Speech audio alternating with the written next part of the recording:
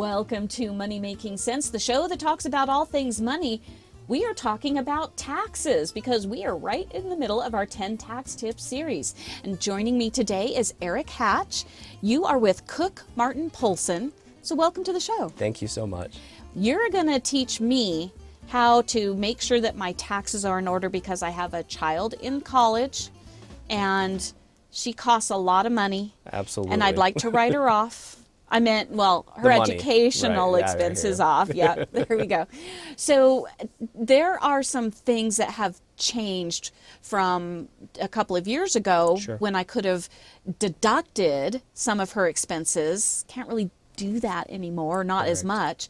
And they've turned into credits or something. So tell us all about this. You bet. So you're correct. With the new tax law that came out in 2017, deductions for education are gone.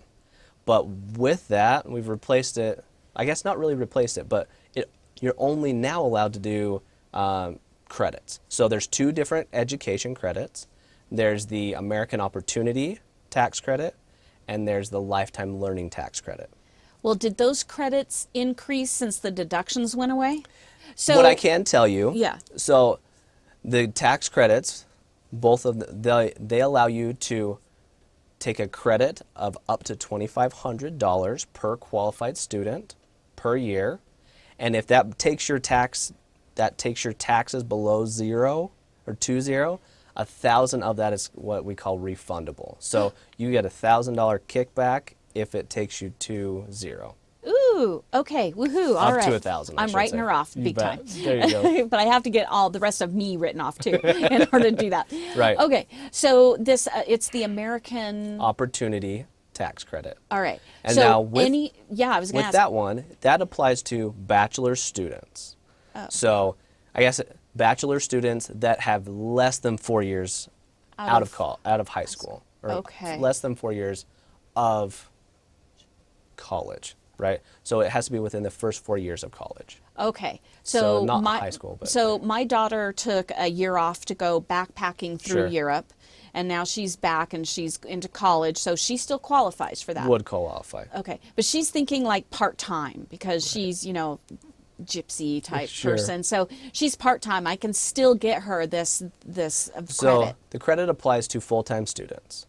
So full-time being 12 credits or whatever the college's equivalent of credit hours are. 12 credits up to however many credits you want to take, frankly. But okay.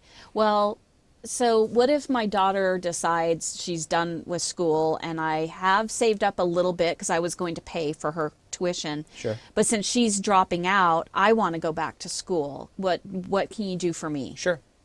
So in that situation, the Lifetime Learning Credit applies to you. So that allows you to take a credit for your educational expenses.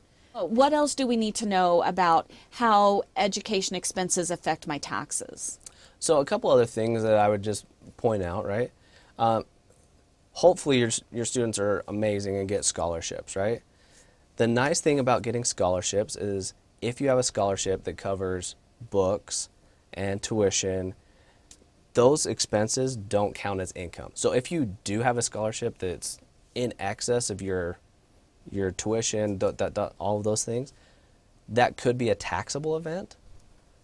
I've never seen that, but it is possible. So make sure that as a student that you're using all of that tuition money to buy supplies, to buy your books and all that, and not to buy, my hoverboard to get around school.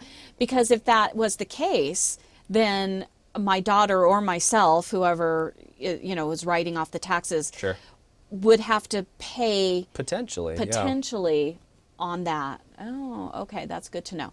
All right, how about I've heard about these 529 plans. What is that? So the state of Utah offers a tax credit for investing into a 529 plan. So a 529 plan is a college savings plan. And if you've looked at your Utah tax return, you can actually write on there, contribute your refund to a 529 plan. Oh. And so, but what that does is it allows the money that gets put into that plan grows tax-free to be used for college, or to be used for tuition. College tuition Also private school tuition, so private high schools, those kind of things, you can pay for out of your 529 plan. Nice. All right. All right. Anything else that we've got to cover? I don't think so. I think Okay. that covers us. All right. Well, Erik Hatch, you were with Cook Martin Poulson, and if I'm probably going to show up on your doorstep and be like, hey, fix these taxes for me because Sure. my daughter's like, spending money like crazy. All right. And if you need a CPA for any purpose whatsoever, go to uacpa.org to find the one that's best for you. Thanks for being a Money Making Sense listener. Follow your common sense onto social media. Money Making Sense on Facebook, Twitter, and Instagram.